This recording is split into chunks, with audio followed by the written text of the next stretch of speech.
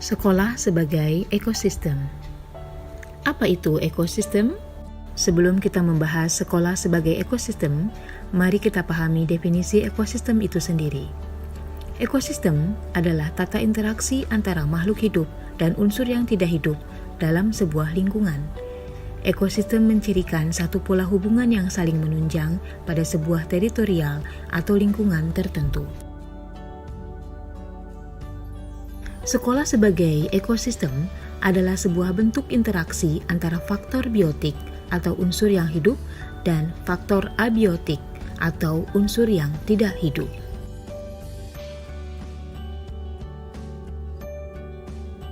Apa sajakah unsur-unsur biotik dalam ekosistem sekolah? Beberapa di antaranya adalah murid, yaitu anak yang sedang berguru atau belajar di sekolah, kepala sekolah, yaitu guru yang diberi tugas tambahan untuk memimpin suatu sekolah yang menyelenggarakan proses belajar mengajar, guru, yaitu orang yang profesinya mengajar pada jenjang pendidikan dasar dan menengah, staf atau tenaga kependidikan, yaitu anggota masyarakat yang mengabdikan diri dan diangkat untuk menunjang penyelenggaraan pendidikan, pengawas sekolah, yaitu guru PNS yang diangkat dalam jabatan pengawas dalam satuan pendidikan, orang tua murid, dan masyarakat sekitar sekolah. Adapun unsur-unsur abiotik dalam ekosistem sekolah, diantaranya adalah keuangan, yaitu semua sumber pendanaan yang dimiliki oleh sekolah yang dikelola untuk keberlangsungan penyelenggaraan pendidikan, sarana dan prasarana, yaitu alat yang digunakan baik secara langsung dan tidak langsung yang pengelolaannya ditujukan untuk mencapai tujuan pendidikan.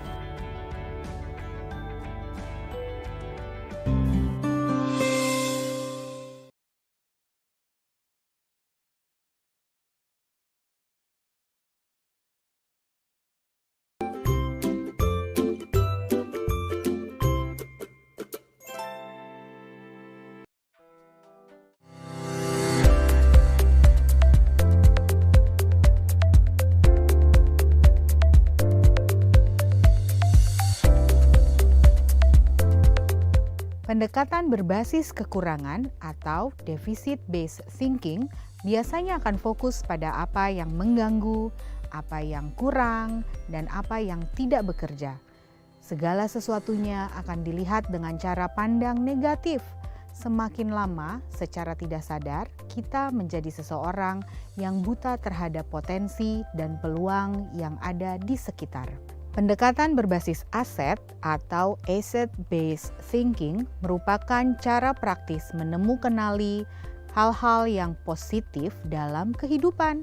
Dengan menggunakan kekuatan sebagai tumpuan berpikir, kita diajak untuk memusatkan perhatian pada apa yang bekerja, yang menjadi inspirasi, yang menjadi kekuatan, ataupun potensi yang positif. Perbedaan antara pendekatan berbasis kekurangan dengan pendekatan berbasis aset dapat dilihat dari tabel berikut ini.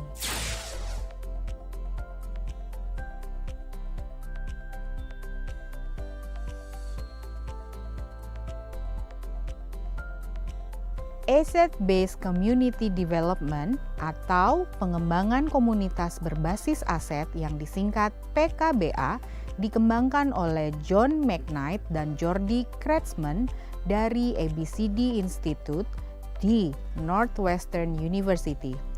PKBA muncul sebagai kritik terhadap pendekatan konvensional yang menekankan pada masalah dan kekurangan sebuah komunitas.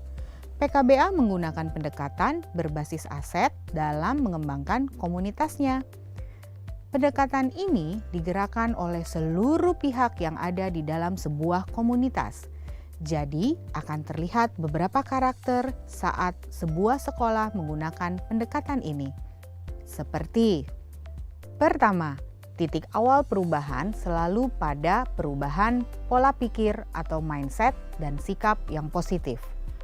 2. Menciptakan perubahan yang positif mulai dari sebuah perbincangan sederhana merupakan cara bagaimana manusia selalu berpikir bersama dan mencetuskan atau memulai suatu tindakan. 3. Daripada menanyakan ada masalah apa atau bagaimana memperbaikinya, lebih baik bertanya apa yang telah berhasil dilakukan atau bagaimana ya mengupayakan hasil yang lebih baik lagi. Nah, cara bertanya ini mendorong energi dan kreativitas. 4. Seluruh warga sekolah berupaya melakukan perubahan, maka perubahan tersebut pasti akan terjadi. 5. Setiap warga sekolah akan bertanggung jawab atas apa yang sudah dimulai. 6. Membangun dan membina hubungan dua arah antar warga sekolah, mulai dari guru, kepala sekolah, murid, dan staf sekolah, menjadi sangat penting untuk membangun sekolah yang sehat dan inklusif. 7. Sekolah harus dibangun dengan melihat pada kekuatan, potensi, dan tantangan. Kita harus bisa fokus pada pembangunan sumber daya yang tersedia, kapasitas yang kita miliki, serta kekuatan dan aspirasi yang sudah ada. 8.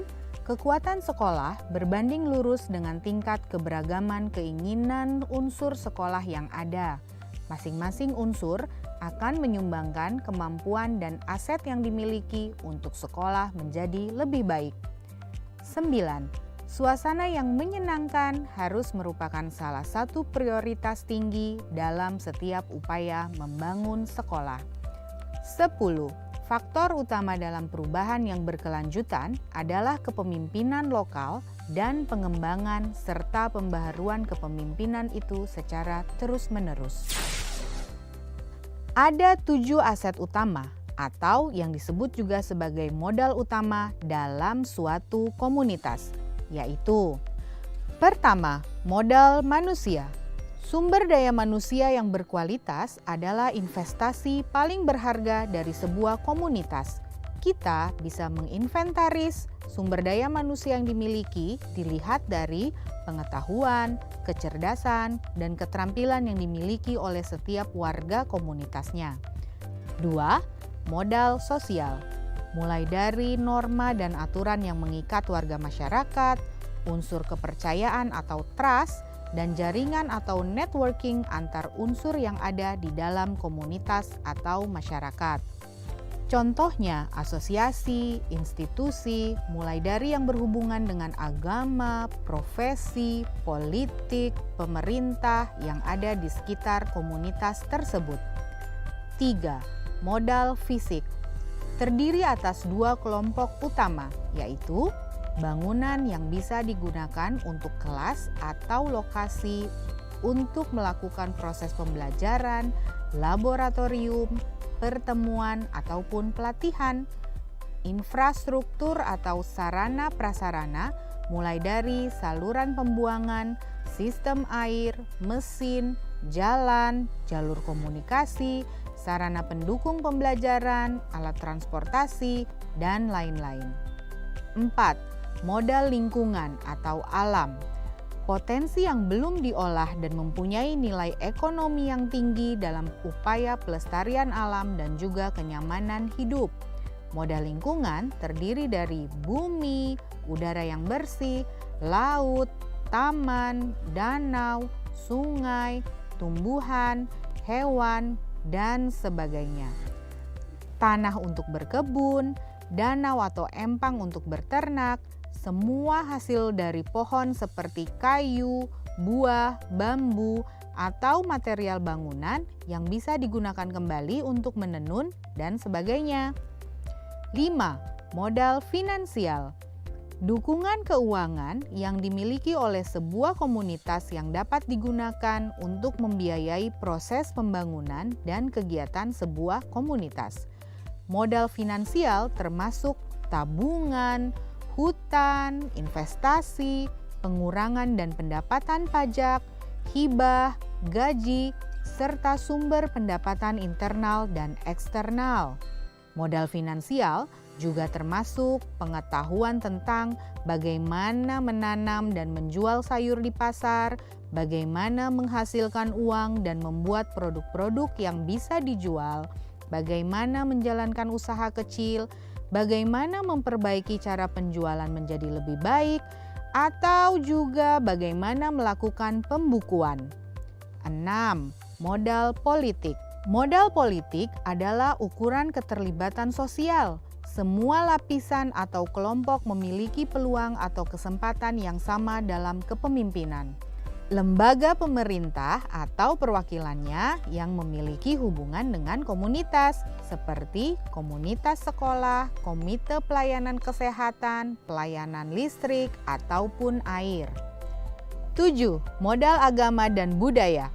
Identifikasi dan pemetaan modal agama dan budaya merupakan langkah yang sangat penting untuk melihat keberadaan kegiatan dan ritual kebudayaan serta keagamaan dalam suatu komunitas, termasuk kelembagaan dan tokoh-tokoh penting yang berperan langsung ataupun tidak langsung di dalamnya. Sangat penting kita mengetahui sejauh mana keberadaan ritual keagamaan dan kebudayaan yang ada di masyarakat, serta pola relasi yang tercipta di antaranya yang selanjutnya bisa dimanfaatkan sebagai peluang untuk menunjang pengembangan, perencanaan, dan kegiatan bersama. Bapak dan Ibu calon guru penggerak, demikianlah penjelasan singkat tentang pengembangan komunitas berbasis aset serta 7 modal utama yang bisa dimanfaatkan dalam sebuah komunitas. Semoga tayangan ini dapat membantu Bapak dan Ibu guru dalam memahami materi tersebut.